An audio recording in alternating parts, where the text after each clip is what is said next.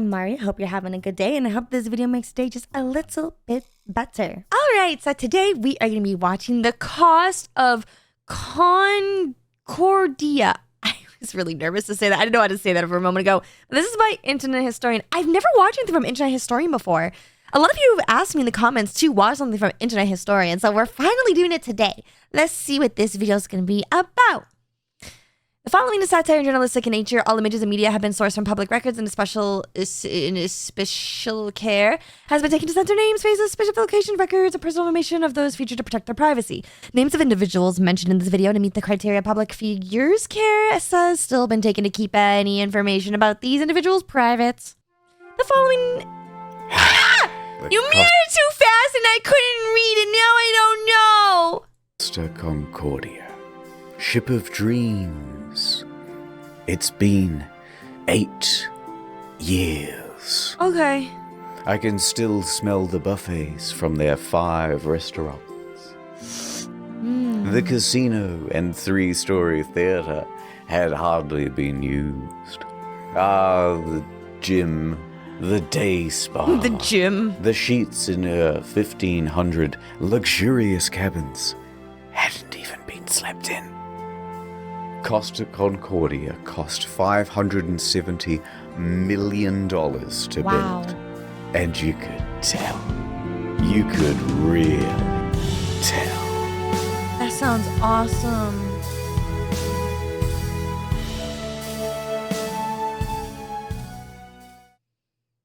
Wait a minute, hold on. Is this the thing where people died? Did people die in this? I think people died in this. I remember it like it was just a few years ago. We had left Civitavecchia, a port in Rome, and we were making our way to Savona. It was day 2 of our 7-day journey. But that ship, she was cursed. Oh my god. When she premiered, people died in the it. traditional bottle of champagne bounced right off the side instead of smashing. A bad omen. But I'm not the superstitious type. Nothing could go wrong on Friday the 13th of January, No. 2012. No. On the 100th year anniversary of the Titanic. On a ship that's also only safety rated for 2-compartment flooding. Wait, isn't 2012 also the year where everyone thought the world was gonna end? And people were like panicking about that? Especially not when you have a 5-star max-level captain like Francisco Scatino. A man who mysteriously rose from head of security to the position of captain within just a couple of years. Wait, really? He knows exactly what to do in case of an emergency. For example, when he caused this emergency in 2008, Wait, when he what? crashed into a port in Sicily. And in 2010, in Warnemünde, Germany, when he was steering a different ship and came into port too fast and caused another collision. I've got a good feeling about this. No. So let's set the scene. It's a beautiful evening. People are having fun on the slides, drinks at the bar. Antonio Magnotta is playing piano at the restaurant. Martin the Magician is setting up for his show. And the ship is setting up for a little detour. I hope nothing bad happens to Martin. Martin seems cool. He does magic. Oh no, Martin. It's called a sail-by salute. Basically, you get real close to the shore and honk the horn. The locals hate it, but the customers love it, and it's a tradition. Scatino, the captain, comes into the dining hall with a lady, Dominica Samorton. Remember this face because you'll be seeing a lot of it later. Oh. Scatino eats his dinner with her and socializes for a little while. I forgot her face already. Then he, Dominica, and the maitre d' finish up and excuse themselves. They're heading to the bridge. It's time for that sail-by salute. This time, they're going to get closer than ever. Just 1,500 feet from the island of Giglio. And how are they going to determine this distance? Well, of course, the captain is going to eyeball it. Apparently it's not an uncommon thing to do. Scatino turns to the fella steering, his helmsman, Jacob Ruslibin. First interesting tidbit. Costa Crociere has hired Jacob from Indonesia at a rock-bottom price, and he's a bit of a newbie to the job. In fact, his profession hitherto, a painter and a cleaner. It's his first time steering a massive ship, and he's very excited. No. At least, we think he is. It's hard to tell because he doesn't speak English or Italian very well at all. Why? Stop. No. No way. No way! How is he not under pressure right now? How is he not nervous? Excited. I would be so anxious. I would literally shit myself. Off to a good start. The second in command orders the helmsman to 290. Now, don't be confused by these numbers, they're just the degrees on a compass. At the same time, the captain whips out his cell phone and calls former captain Mario Palombo, who lives on the island. They chat about the safe distance to Giglio's shores. It's all very casual. Anyway, Mario says that the safe distance is between 0.3 and 0.4 miles from shore. The captain is going all in. This is not his first sail-by salute, so he's confident in what he's doing. No, he's not confident. He's an a-hole. What do you mean he's gonna go all in? Why would you do that? I'm not even gonna lie, guys. If I was the one driving this, I would shit myself. Honestly, I feel like I'm about to shit myself right now just hearing that. We're going closer than we've ever been before. No! The captain's eyeballing it again. New heading of 300, he tells the helmsman. Downstairs, Martin is about to cut his assistant in half. And of course, that means that there's already a lady inside this box. She's waiting for the cue, and then she'll poke her legs out. The captain is giving more orders. Pulling gently to 310. Increase speed to 16 knots. Going this fast is going to be a fatal error. But before we talk about that, let's talk about another big problem. Language barrier. Yeah. Because at this point, the captain says 325, but the helmsman relays 315. So the first officer intervenes, and he goes, no, 335, which is also wrong. And then the captain clarifies, no, 325. The helmsman confirms 325. Their poor communication has them moving at a much wider angle than they think they are. However, the captain should and would know this, except for the next problem, complacency about procedure. What? The standard procedure of a ship this large is for the third officer to give exact positional coordinates every time the captain gives a new directional order. But they're not doing that. Why? 330, he says. The helmsman relays 330. The ship reaches 16 knots. The captain then turns to the second officer and instructs him to go to the left wing. That's these things here, and they basically exist so you can get a better view over the whole vessel. A few seconds pass, and then the mood starts to turn. Scatino notices white foam of waves breaking against the rocks directly in front of him in the distance. The Costa Concordia right now is almost 700 meters closer to the rocks than it should be. Without deviation, there is going to be a direct collision. Oh, shit! Scatino immediately commands the ship to start turning away. 335. Not enough. The captain shouts, 340. The captain yells, 350. Now, remember how I said that accelerating to 16 knots was a fatal error? Well, that's because it's made this ship incapable of such a drastic turn. What they've got is understeer. Here's an example. The front end is not working. You're turning, and you're just going straight. You want to go over here, but you're going to end up over here. So despite the order of 350, right now the bow is still only pointing at 327. Not nearly enough to miss the rock. And oh no, it's about to get worse. That language barrier again. In these critical moments where every second counts, the helmsman wrongly relays 340. The captain snaps back 350. I'm telling you guys, I would be panicking. My pants, they're stinky right now. Like I could not do this. I would just start crying. The starboard, or we end up on the rocks. The third officer goes to assist the helmsman. Now, don't get confused by the orders from here. We're changing over to rudder instructions. The captain yells, starboard 10, starboard 20, and still it's not enough. Hard to starboard. That means as hard as it'll go. But at this point, even if they clear these rocks, they need to get the rest of the ship to swing around it. So the captain yells, midship, which centers the rudder. The bow is now less than 150 meters from Skull Rock. Port 10. But the helmsman only gets to port 5 before another order is given 2 seconds later. Port 20. They might just avoid disaster here, maybe. But then, oh no. Oh no. One more time, the helmsman cocks up at the worst possible moment. the helmsman goes to starboard instead of port, undoing the No. swing. 8 seconds later, he realizes the error and corrects, but it's too late. He has just turned a probable near miss into Simulations show that if this hadn't happened, the ship would have missed the rocks by up to 10 meters, or at least only flooded the one or eye compartment. That's so scary. That's so scary. I'm scared. a sure hit. All they can do now is hold on as the bow of the ship narrowly passes by the rocks. Hard to port! The second officer yells, "We're gonna hit!" Collision. Yep.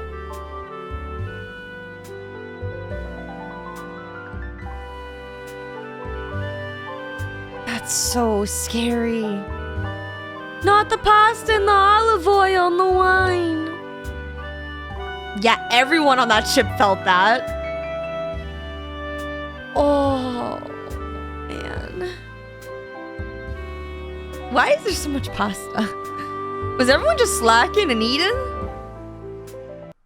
The ship hits rocks on the port side. Oh, that's so A bad. 53-meter gash opens up in the hull, and thousands of tons of water begin pouring in. A loud scraping and bang is heard by all passengers. At the helm, there's panic. Rumblings in the dining room. Martin awkwardly pauses his act as he's helping his assistant into the box. Meanwhile, the lady inside is trapped and terrified. There's confusion across the ship. All of the crew off shift come back on duty. All officers run to the bridge. Technical crews run down to the lower decks to assess damage. Yeah, On as they connection with should. the rocks, they lose propulsion and slow to 8.3 knots.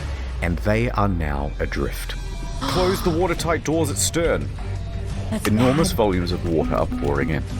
So much so that within 29 seconds of collision, all 6 engines stop working through flooding. 22 seconds later, a blackout happens. Lights, electrics, the water pumps too, everything. The captain orders the helmsman hard starboard. This is the final position of the rudder before power to that too is lost. That's The sad. Costa Concordia, now without power, is drifting starboard, plunged into absolute darkness. That is so scary. A quick breakdown of the flooding. Sorry, it took me a second to pause. That is horrifying. Imagine like this is supposed to be like a nice little treat. You know, you go on like a nice little cruise, having a good time, and then you're just plummeted in darkness. All because the captain was like, we can go farther because of why do we got to do this stupid wave thing? That is the dumbest thing I've ever heard in my entire life. Like, you don't need to do that. That is so dumb. Like, it's just one of those like, oh, but it's tradition. Well, guess what? Your tradition almost got you killed. Crazy. When the Concordia struck land, it tore open 3 watertight compartments. At first, compartment 5, which filled very rapidly. Then 6 more slowly, 4 shortly after. Then 7, 8, and 3. Modern ships are built to withstand 2 compartment breaches. These compartments especially, though, are a problem because they contain the engines and the electrics. Yeah. These main generators give power to the whole ship. From propulsion motors to rudder to hotel functions, pretty much everything. When they went out, the ship was a functionless, sinking cage. That's scary. A few seconds later, the emergency batteries for internal lighting and communications kick on. When the lights come back on, Martin has vanished. He's ditched the stage. And it caused a huge panic in the theatre, as passengers are trying to flee to their cabins and to muster stations. People already in their cabins come out and start putting on life vests. Staff rally and try to calm everyone down. Everything is fine. There's no need for vests. The water? Please return to your cabins. No, don't say The emergency... Don't say that. Why would you say that? Don't put on your vest. There's nothing. No. Why would you say that? Guys, there's definitely nothing bad happening. No, I think at this point it's okay to tell people to put on their vests and prepare, like to like get on the little emergency things, like because if they have their life vests on and they start preparing the boats, they can immediately evacuate everybody because there's no way they're fixing this ship. It is like that is it. Like when it has that much damage, there's no way they're fixing that. No way. And you're telling people to go back into their cabins. That's so scary. generator I'd punch starts. that guy. All of the watertight doors close except for door 12, which is jammed. The captain calls Pelon, the chief engineer, as the ship begins to list on the port side. There's water coming in? Yes, there's water. But where? The engine room. But a lot of water? Yes. There's water, you can't go down. Let's go down the other side. In a moment we'll start the pumps, I'll let you know. In the theatre, the whole magic box apparatus slides right off the stage and falls into the crowd, further increasing panic. On the bridge, an announcement is being prepared. They are going to lie to prevent a panic. Why would you do that? There's no way that's actually live. Like, that's not what you do, right? Right? You're not going to actually tell the guys everything's fine. Be like, get the hell out of this ship, y'all. We're going to get you guys out. We're going to get you safe. Let's just say we have a blackout. No. The deputy chief... Wait, hold on. What was that detail? The cruise director makes the announcement for the director's assistant. So it's not even the actual director. So why do we... I have a question. Why do we have like all these executive roles who don't do their job and just give it to their assistant? Why, like, what is the point of having the executive if the assistant does all the work? Because like, this seems like this was just a bad idea. I think the director should have just done, not the assistant. You're playing telephone. The deputy chief engineer enters the engine control room. He confirms to the bridge that at least compartments 5, 6, and 7 are flooded. Announcements are made. On behalf of the captain, to inform you that due to an electrical fault, which is currently under control, we're currently in a blackout. Our technicians are working to resolve the situation and will inform you of developments as they occur. Thank you for your attention. Oh my God. Coincidentally, at the same time in the restaurant, they're playing My Heart Will Go On, and it's very much not helping the situation. The captain calls the Costa Crisis Unit. Roberto Ferrarini. He tells the crisis unit that they've hit a rock, that they're assessing damages, and that they are also in a blackout. The crisis office says to reverse the ship up onto shore. Well, how are you going to do that? You don't have power to the rudder, let alone the engine. You know, hoist the sails? Anyway, around this time, the wind direction creates a starboard list, and the ship begins to turn anyway, drifting right back towards the shore, which is a very good thing because you want the ship to end up as close to shore as possible. Okay. A panicked passenger senses that something is off. This isn't like any electrical problem that she's ever seen. Plus, there was a massive crashing noise and now the ship is tilting. So, she contacts her daughter in Italy. The daughter then calls the police, and the police call the harbour master. Oh man. While that goes on, a conversation between Pelon and Ambrosio. The diesel is not starting. The captain asks the engine room, but where have we made contact? Thinking that the incoming water can be reduced. Captain, here everything is lost. The electrical panel, everything. They're saying at this point that the ship is going down. The captain calls Roberto Ferrarini again. Actually, 2 compartments have been flooded, but don't worry, the ship's stability isn't in danger. No, why would you say that? It was 3 compartments and the ship's stability is in danger. This gives me really bad anxiety. Bro, I gotta take my anxiety meds. I cannot with this. This is insane. Passengers begin going to muster stations on their own initiative. The cruise director says, "We have a lot of people at muster stations that I do not want to fall overboard. Do we make an announcement to tell them to go to the lounges?" Bozio says, "I think that's best." The harbour master from Livorno calls the ship. The captain tells them that we just have a blackout. How long has this blackout been going on? About 20 minutes. Have you asked passengers to put on life vests? It's just a blackout. I gotta go. The harbour master is suspicious. He says to his superiors that he thinks something more is going on. He calls a patrol boat to the area and asks them to look at the ship. Another problem. The fan on the emergency diesel generator isn't working properly. Pelon manually has to turn the thing on and off with a screwdriver so that it doesn't overheat and cause a fire. The captain is on the phone to the lower decks, asking pointless questions, like, is it still flooded?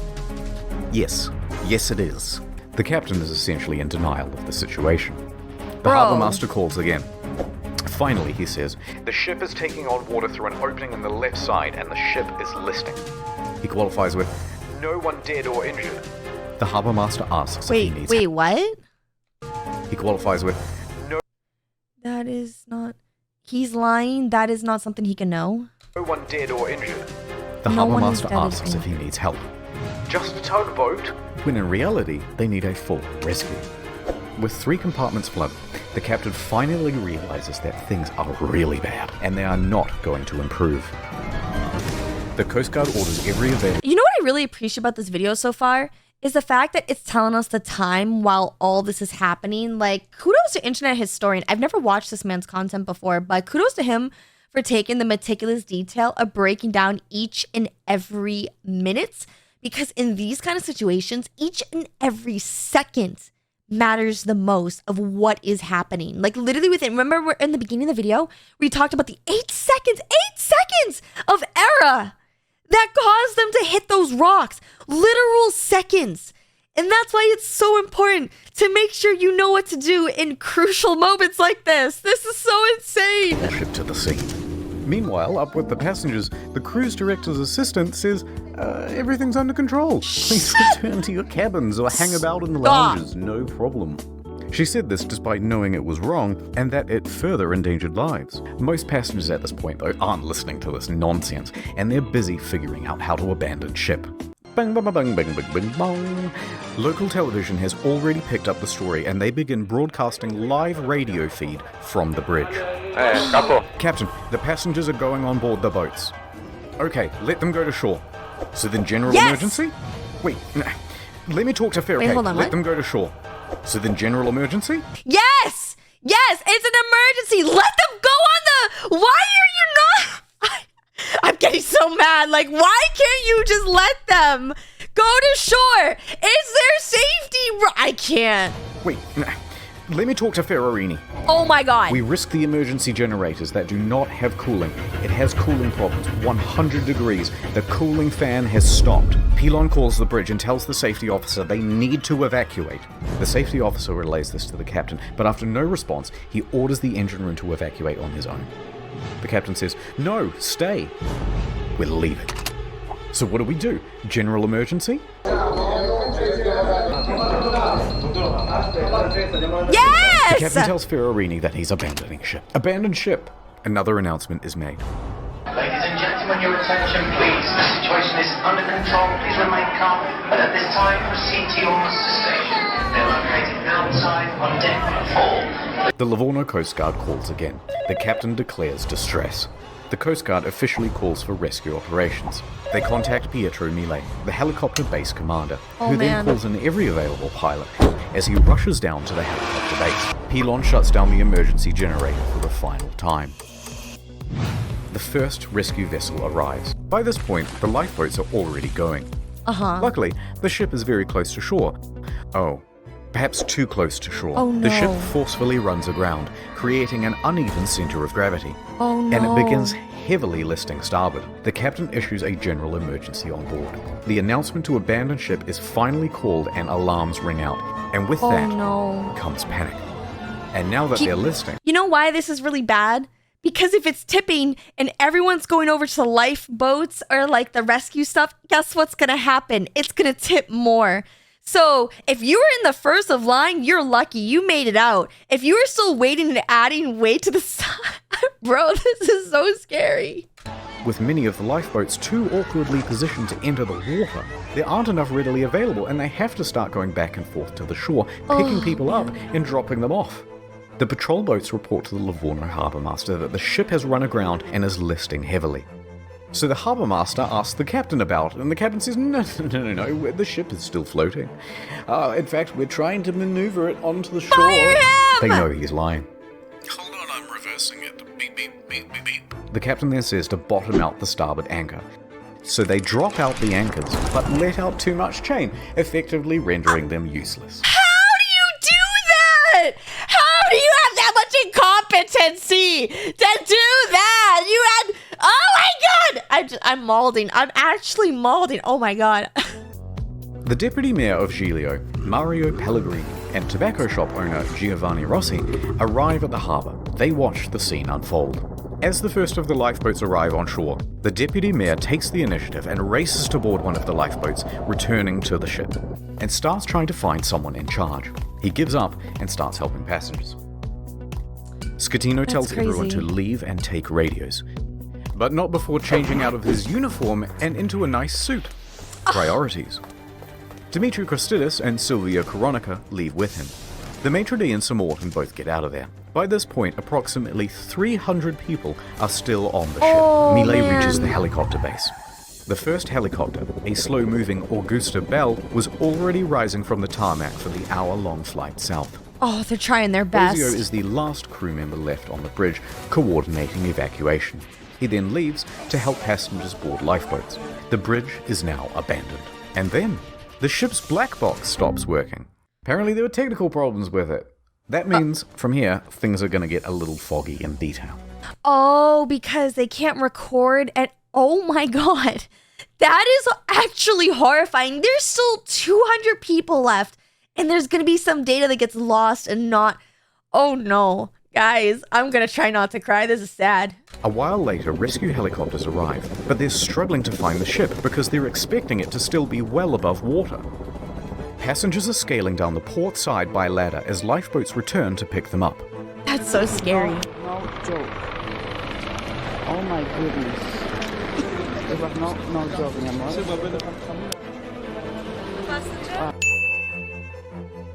Yes. Well, there she is. You're not allowed to make a film movie. I'm allowed. Who say you are? Oh, shut up. They are allowed to record anything and everything. If they die, guess what? Guess what? Your name is going to be infamy on that. All right? Like, shut up. Bro. Dude, imagine being a grandma and having to slide down those ladders. like, how do you do that? Second helicopter, a faster model, sets off. The ship stops healing and comes to a final resting place. Now the Coast Guard calls the captain because he's just learned that the captain has abandoned ship. The captain claims, no, actually I slipped and I fell into one of the lifeboats. I'm close. But now that I'm on board, I am. Wait, you can't do that as a captain, right? Correct me if I'm wrong in the comments. Is that allowed? Or does the captain have to stay on the ship until everyone's evacuated? I'm just curious about that. Yeah, I may as well head back to shore. DeFalco tells the captain to get the fuck back on board. And the captain kind of acts confused and then effectively refuses. So the captain makes it to shore. From here, we only have mainstream news reports to rely on, so it's not going to be super accurate. That's but they crazy. say that Giglio's police chief then finds 110 survivors on the rocks at Point Gabbianara. And among them is the captain. It's not known whether the captain helped anyone while he was there, and in fact, the police chief claimed that he just sat on the rocks and watched other people do the rescuing. That's crazy! That's actually insane! Who let this man have a job? Bro should be broke. I'm sorry. You deserve to be homeless. That's crazy. A while later, a rescue boat picks up the captain and takes him to the harbor. He speaks to the police. He then finds the ship's onboard chaplain, Father Rafael Molina. You tell him, Father, there's no saving him. No, you tell him there's no saving him. Nuh-uh. He didn't want to save anybody but himself. That man, nuh-uh. Cry to him for about 15 minutes. Then he goes to the harbour master's office to receive probably the biggest dressing down of his entire life. Port authorities ask the taxi driver to take the captain back to his hotel. The captain takes the 30-second cab ride to the Bahamas hotel. According to the cabbie, he was beaten like a dog. He was cold and afraid. He only asked me where he could buy a pair of fresh socks. That's but then what he he perked gets. right up again and gave an interview to a news crew. Oh, because he gets attention and fame and he can tell his sob story. Bro, no one feels bad for you. Told them that he was the last to leave.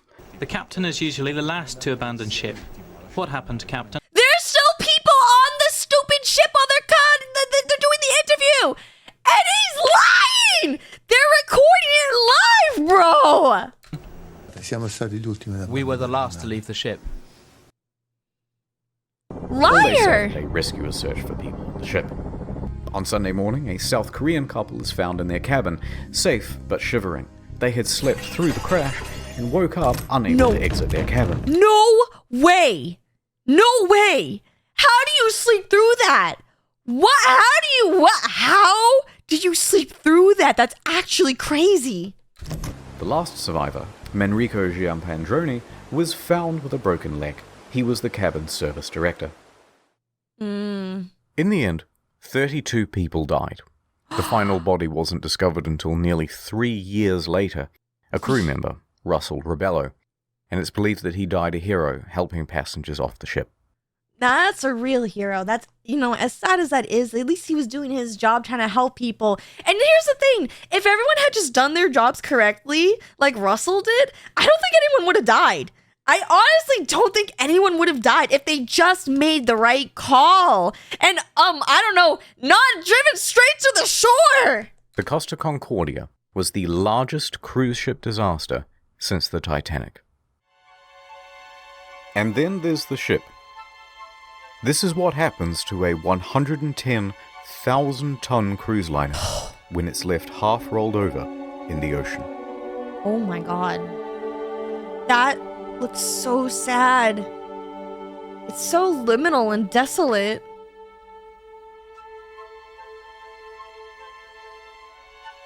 Wow. They slept through that?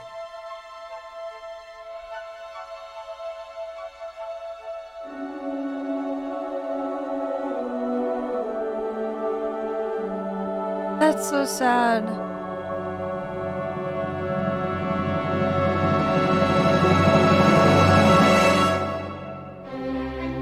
But this isn't the end. It's just the halfway point. Halfway point? What else is there? Oh, maybe all like the politics and stuff that happened to it after and whatnot. But like, it's sad. I will say, like, as a rescue team, right? It's still amazing that they were able to get that many people out that fast with how bad it was, with how astronomically bad it was. But still, the fact that we could have just had nobody die, had the captain just done his job and not pass it to an assistant, it's crazy. Most people know is that the Costa Concordia had crashed, many dead, and that the captain abandoned ship like a coward. Yeah. But there's a whole veritable spaghetti of details to untangle. Let's dive in. Oh my God. Oh. There they are. The deets. Oh, the this one scene alone, all right? This one scene alone has convinced me. You get to subscribe for me just because you actually cooked a whole thing of spaghetti just to dip your hands into it and mess it all up for this one bit for your video. That's, high respects, man.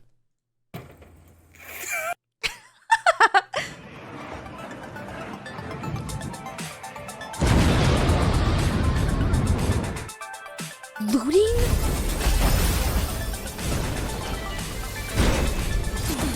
Loot box time. The Costa Concordia was more than just a floating resort. There's a mall, a casino, cha-ching, cha-ching. This iron chest was full of safes and cash registers and expensive fittings. And there were plenty of gamers prepared to sneak by authorities and try their luck in the hot zone. No way.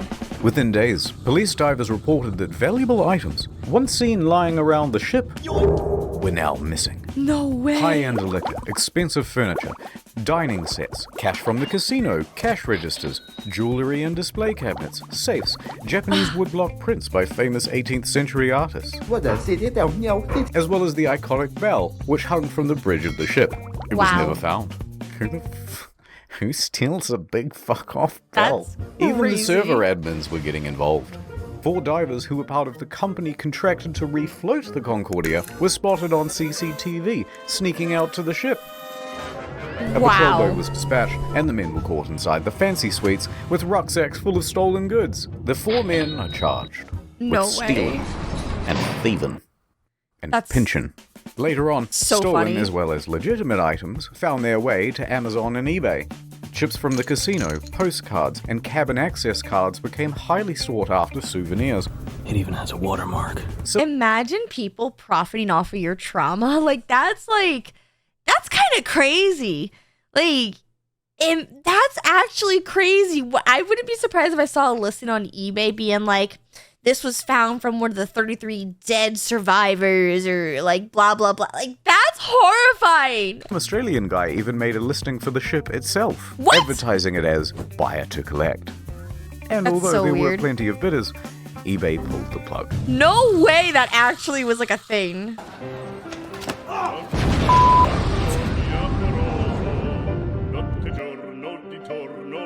I know you want to see Scatino go to jail, and we'll get to that. But first, we have to talk about someone else. Dominika Samorton. That was a close one. There was speculation that she was on the bridge that evening because she was the captain's mistress. Intense media speculation reports that her presence distracted the captain. They both denied. No way they're gonna blame it on the woman. Honestly, maybe she did distract him. I don't know. But at the same time, I think he's just incapable. Or, well, actually, he is incapable. He brought a mistress on. Come on. You know, honestly, you know, there was a lot of bad things that happened there. And also, the person who was that third captain thingy that was steering the ship was also like really complacent too. It's all their faults. But hey, listen, I'm just saying.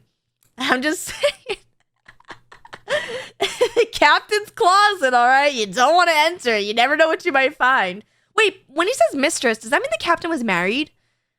Or is mistress just a term for like, because it's not girlfriend? Denied their love for years and maintained that they were just friends. Although she did later admit to the media that she found him handsome. And how could you not? You so fucking precious when you smile. God. She says there was no romantic link between them. Some people would like to believe, they want to know I have something with him. It's more interesting. It's like, you know, some spicy in the story. Miss Sir Morton also loved the spotlight, however. Everyone, oh look! And took several interviews. But as the pressure mounted upon her, she began making ominous threats to Scatino. See? What the heck? Francesco Scatino, I give you just 1 week to tell the truth about what happened immediately after you did the announcement to abandon ship. 1 week. Oh my God, what did this woman do? What did they do? What? Do you think he's gonna blame everything on her? Be like, blame the woman, she distracted me. We got lost in her blonde locks, you know, and that beautiful smile, those eyes. I don't know. I'm curious what's gonna happen. He must confess, and that you have but 1 week to come clean. But things from here get weird. Spicy. Sir Morton is a bit of a wild card. In a subsequent interview, she claimed a helicopter came to the ship well before the other rescue craft to take away a package. Huh? And what was that package? Drugs, apparently. What? So rumors began that the ship was running narcotics for the mafia. And not without cause. A number of cruise ships, even recently, have been caught trafficking drugs. As an aside, Scatino was tested for drugs immediately after the crash. He tested negative for drugs in his system, but trace amounts of cocaine were found in a hair sample. Makes it smoother and less That's dry. so crazy. Nonetheless, the Concordia was searched and no drugs were reportedly ever found. How did we get here? Oh right, a helicopter. Sir Morton commented on it again the next day and said, actually, that helicopter was just for the captain as a means of evacuation from the ship. Okay, wait. So she expected to get some sort of first-class rescue while everyone else was still stuck on the ship? Wait, how did we get here? Huh? Oh, right, sex with the captain.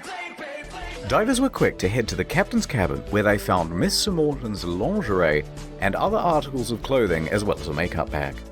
The jig was up, but they continued denying it. Sir Morton mostly faded from international attention until she was told to appear before the court to present witness testimony. That's the judge crazy. pressed her to be truthful about their relationship.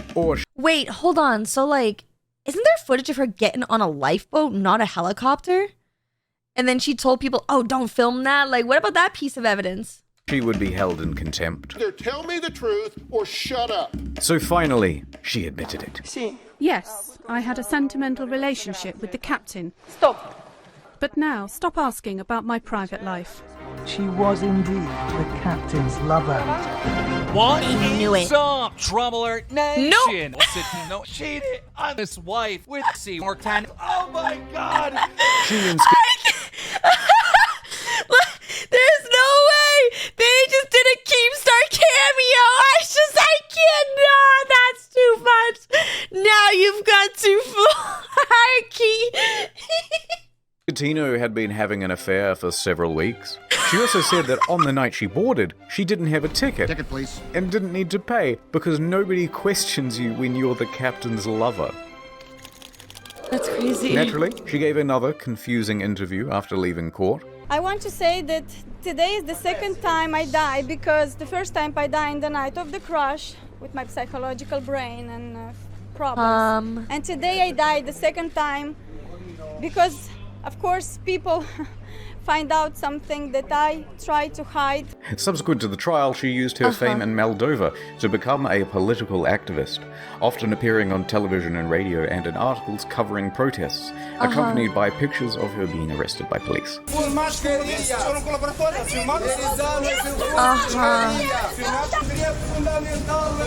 Wow. She basically just kind of downright spiraled. Like, I don't know, man. Your actions have consequences. You know, maybe she did distract the captain. I think she did on purpose. They're both just bad people. It was some stuff about victims of violence, women's rights, Girl power. yada yada yada. And interestingly, part of a push to block the sale of shares of Moldova's train network to Russia. Sure. Other than that, I don't really know what she's been up to. Let me just check on her Oh god, not again. Why would she take a photo of that? That's crazy. Oh, the lawsuit's gotta be bad. Several civil suits were quickly lodged against Costa Crociere. Yeah, the people who And their parent died! company, Carnival Cruises, immediately saw a share drop of 23%. Don't beat. Passengers sought compensation for their damaged mental health, lost belongings, and loved ones. Either they allowed him to divert from his course, or they didn't know where their billion-dollar ship was. Within a few days, facing financial and media pressure, the CEO attempted to join the bandwagon against the captain and the crew. That was not the ordinary route that the ship was taking at the time, and was not only taking, but the time the ship was... Claiming that the ship was not approved to deviate from the route. But that wasn't true. Approval isn't required if the ship is deviating by less than 15 miles, or that it was against company rules. Also untrue, because investigators found that they didn't have any rules about deviating route. Didn't he just want to do it just because he was like, yeah, we can, you know what? I'm the captain. I can do whatever I want. I got, you know, that's so weird. And they tacitly encouraged sail-by salutes. Now, in response to the civil suits, Costa Crociere offered passengers 11,000 euros each as compensation. That's kind of... What about the ones who died? Like, I'm just curious. $14,000 for your trauma, okay, but what about the people that died? How much are you going to pay for someone's life? I'm just curious. Small. 11,000 euros, about $14,000, is the minimum compensation under international law when a ship is abandoned. This was to reimburse them for their tickets, as well as any costs they accrued in having to unexpectedly travel home early. And that was supposed to release them from everything and anything that has to do with this accident. I cannot ask for more than this. A lot of passengers, understandably, were not too happy with this deal, and they refused to take the money. We think the offer is an insult for what these poor passengers went through. It's very small. We think that the compensation being offered is not commensurate. Wasn't this, what was it called? A $570 million ship, right? Hold on, I'm at timestamp 348. This was like, he said, this was, how much was it again? Oh, I can't remember. I'm not good at scrubbing videos. It was a lot of money, though. It was like millions, hundreds of millions of dollars. And you can only give a measly... I mean, listen, don't get me wrong. $11,000 is not anything to sneeze at. But for everything that had happened, with how much your ticket even cost... and the trauma and the years of therapy you're gonna have after. I'm just saying, that's crazy. Here, take it. Compensation being offered is not commensurate. Later, Costa Crociere would lodge a plea deal with the Tuscany court to pay a €1 million fine to avoid a criminal trial. The judge agrees. Costa Crociere is now off the hook for all criminal liability for the whole thing. They've washed their hands of the incident and flecked the residual droplets of responsibility onto the faces of 6 staff members. Passengers and relatives of the dead are livid that the company has been able to avoid criminal responsibility. Offered is not commensurate. Civil suits against the company continue. By the way, The residents of the island of Giglio also banded together. The port was blocked to fishing boats while recovery was being done. Importing goods, a lot more difficult too. They had an influx of tourists, but they were all there to see the Concordia. In the end, they didn't get much in terms of compensation. And sought damages. They didn't get much. Eventually, passengers who refused the initial compensation of $11,000 joined civil parties against Scatino in his trial in 2015. It's not commensurate. They were awarded 30,000 euros each. Other cases, Okay, especially that's those more. involving lost relatives, are settled for undisclosed amounts. Okay. Well, it's really, I think the hardest thing about this is that it's really hard to put a value on someone's life. So, I mean, I don't know what those people got, but I sure hell is hope it was a lot of money, because man, it's crazy, like, to think that this all occurred all because of incompetency. Bam! I love the explosion. The scams? New York attorney Pete. There's more? Now we're getting to my favorite part of these kind of things. Oh, I love hearing about the scams for, you know, it's just interesting to me. Peter Renee traveled to Budapest to represent 6 real survivors of the disaster. At Renee, we personally work on every case. And we'll work harder than anyone to get you the most money possible in the shortest amount of time. And while on the job, a 7th case cropped up via email. An elderly woman, Alona, said, "Help me, Mr. Ronai, for I have lost my daughter, Eva, and my 5-year-old granddaughter, Roxana." So Mr. Renai agreed to speak with her. However, there were some inconsistencies in her story. Neither Eva nor Roxana were on the passenger list. Odd, but Costa is known for having stowaways. Well, I was gonna say, I wonder who else had that stowaway there. That's crazy. I love the editing for this. Still, Mr. Renai was suspicious. They wouldn't cheaty old Petey, would they? Renai inquired further about why she was on board, especially without a ticket. Ilona said, "Well, I don't know, but you should ask her boyfriend. Zolt Horvath. He'll know all the details." I'm up all night. I'm going crazy, he said. But Mr. Renai was still suspicious. Because then she asked, "How much money do you think this is worth?" This is a huge red flag, Petey. In 20 years of doing this, you've never had anyone ask about money. Someone loses a relative and they talk about money. Every family just wants to know what happened. How did it happen? Yeah, like I said, you can't put a price on someone's life. You know what I mean? It's just, no one wants to do that. It's horrible. So if that's like the first thing that pops up in your head, it's kind of weird. Why now? So Mr. Renai hired an investigator and sent photos around of the missing girl. The next day, the phone rang. Oh, hoi hoi. It was the boyfriend again. Look, there's been a bit of a misunderstanding and the child isn't missing at all. Uh-huh. And then he claimed he was confused because he had done too many drugs the night before. Wow. Oh. Okay, can I speak to the daughter then? At first, he was refused. So Renai said that he'd have to file a missing persons report to the police if he couldn't. The boyfriend relented. That night, Renai met with Zolt and brought the police with him. He speaks to the granddaughter and asks her if she's seen Mum. Yeah, I saw her today. Oh, really? Yeah, we went to the park today and we went on the swings. Oh no. Oh no. The jig was up. So the mum walks into the room sheepishly. It's a miracle. And the story changed again. Okay, I'm not dead, but I did injure my leg when I jumped from the ship. And then I immediately flew back to Budapest. Although don't worry about checking my leg because there are no visible marks or injuries. Oh, Petey, I'm beginning to think they weren't even on the boat. Also, it turns out this lady isn't her mum, it's just a neighbor. Eventually, Renee managed to make the pair confess. And then they said, hey, we haven't done anything wrong. We haven't taken any money.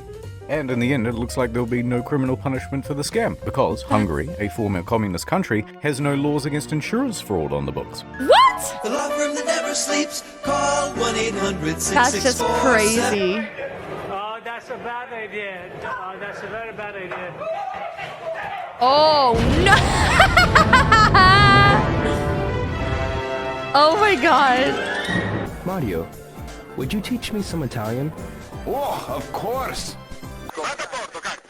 Get back on board for fuck's sake. Okay, thanks. Gregorio De Falco, the naval officer who shouted at Schettino to "Vada a bordo caso," became a bit of a national hero overnight in Italy. He, like the rest of the world, expected Schettino to go down with the ship. Kinda, yeah. Yeah.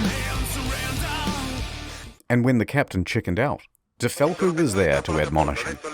And when he stopped answering the radio, he called him on his cell phone to continue putting him on blast. Oh, man. When the captain first reported just a blackout, De Falco didn't believe the story and immediately began preparing a rescue effort. I'm so glad he did that, because imagine if he didn't. Imagine if they just took his word. How many more people would have died because of his incompetency, because they couldn't get the rescue stuff out there fast enough? Like, oh man, I love men who call out the bullshit of other men. It's so great. Likely saved several lives.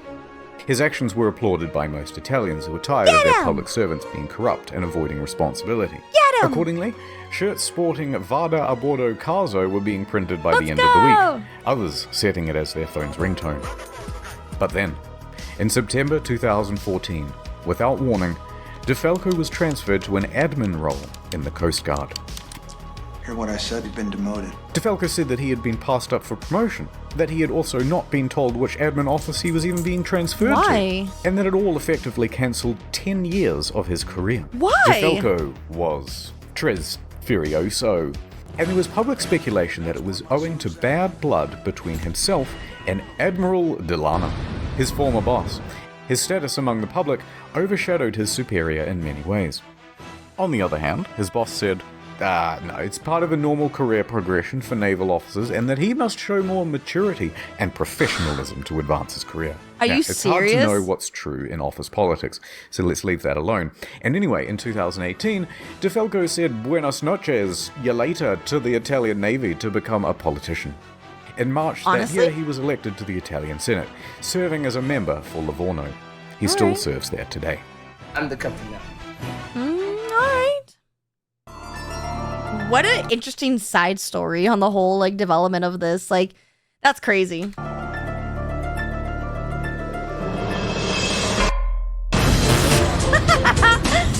Oh my god, jail time! The day after the disaster, Schettino was taken into custody by police and underwent questioning. However, it was clear that this would not be a straightforward investigation. So the judge released him under house arrest at his home in Sorrento, a town in Napoli. By July of that year, the house arrest was relaxed and he was allowed within this general area. While under house arrest, he wrote a book with this journalist from Rai magazine. I have no idea what it says, I don't speak Italian. But goddammit, he must have some kind of charisma going on, because there's been a lot of speculation in the press that he had an affair with her as well. Oh my god. Hold on, I got it. Not content with abandoning his ship, this dude is determined to abandon his wife as well. That's so Schettino and crazy. 5 others are facing criminal charges. As a pathetic Straight away, man. everyone lodges a plea bargain with the court. And all of those plea bargains are accepted, except for Schettino's. And the condition of everyone's reduced sentences are that they must provide witness testimony against Schettino. He touched me. Ciro, Jacob, and Sylvia were all given suspended sentences. That's crazy. Look at how reduced their jail time was because they all ratted on him. That's crazy.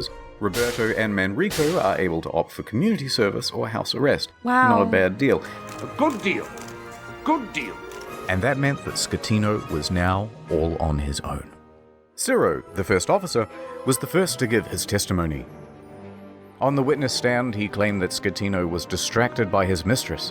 So she did distract him. It was the woman. It was all because of the woman. And other guests on the bridge. That there was confusion over who was in command. Then it was But the VDR suggests that that isn't true. Oh. Jacob's turn. And he said Lamau XD because he didn't actually bother with his testimony or his reduced sentence. He just fled the country. It took authorities 12 months to eventually track him down on the outskirts of Jakarta. And when they said, "Oi, we still want that witness testimony," he just scalped it again. and he hasn't been found since. How has he escaped so many times? How did you let this man escape? That's crazy. After that, Ferrarini gave his testimony, then look, we don't have time to relitigate the whole trial, so let's just go straight to the verdict. Guilty!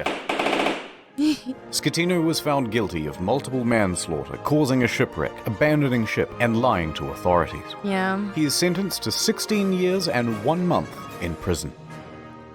Imagine, like, someone going to prison for 16 years for murdering your family member. And, like, you were originally offered $11,000 as compensation. That's crazy. That's so crazy. But wait, there's still the appeals. The appeals trial begins. And the verdict on the appeal? Surprise! Rejected. So Schettino's lawyers appealed again. And the verdict on the final appeal? Schettino made multiple attempts to secure a plea deal, but was denied by the prosecution each time. The prosecution called for Schettino to be sentenced to 26 years in prison, calling the incident a Titanic affair. Oh, okay, I see what you did there. Schettino was not present. His lawyers stated that he was waiting outside of the jail for the ruling, so that if his plea was rejected, he could immediately start serving his sentence. Yep. And with that, 5 years and 4 months after the disaster, he was finally in a cell. Finally! I will not be making any comment. Oh, man. Refloating it? What is this? What is this? The salvage operation was enormous. It took over 2 years and cost an estimated $1.2 billion.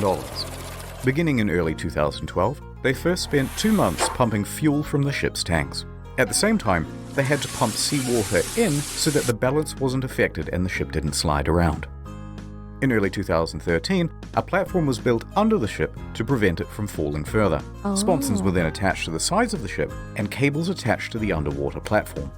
The sponsons were then dragged underwater and opened up to allow the ocean to fill them. The ship could then roll over properly. By late 2013, the ship was upright once more. They finally got it up. The sponsons were then attached to the side of the ship to help keep it balanced. It now rested partially above water and crews could walk around safely. By July 2014, the water was removed from the sponsons and compressed air was pumped in to lift the ship. That's and insane. She was ready to cruise again. This time to a port in Genoa. It was a 4-day towing journey to the docks where a 2-year process of dismantling and recycling would begin. That same weekend of the towing, Schettino was busy. He was the guest of honor at a white party on an island in the Bay of Naples. He appeared on the front page of a local newspaper. Flanked by two While still under house arrest before he went to prison. So while this was all going on, he was still living the good life. Cheating on his wife. That's crazy. That's so crazy. And like, if you think about it, they probably looked at the ship and like saw the damages. Why do we have all this information about like how it happened, why it happened? That's so crazy. Italy's most eligible bachelorettes. Wow. That's crazy. Anyway, so these are the things that I remember from the Costa Concordia. That sweet maiden of the sea. That bell. And as for you, little fella. He stole the bell!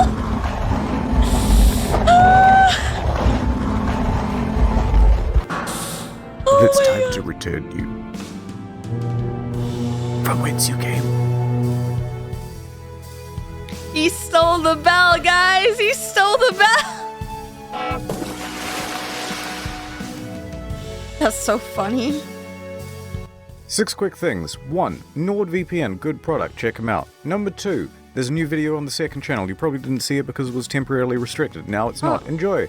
3. If you've never seen the second channel before, give it a go. It's a different type of content, but we put a lot of production into it. It's not just offcuts. 4. There are a couple secret channels as well, but I ain't telling you where they are. 5. No more 45-minute videos on the main channel. Back to 10 to 15 minutes and more of them. 6. There's a Q&A coming out next week on incognito mode. It's got a ton of detail that we had to cut for the sake of brevity and will no doubt feature a ton of corrections as well. That's it. That was awesome. Wow, what a W video. I'm so glad you guys recommended me to watch this. If you want to see the uncensored versions of these videos, then check out my Patreon where I upload all uncensored content as well as some other videos on there. And let me know what your thoughts were down in the comments below. And there's anything else you'd like to see on this channel because I upload every single day. And with that, thank you so much for watching. And remember, everything reminds you of something. Bye.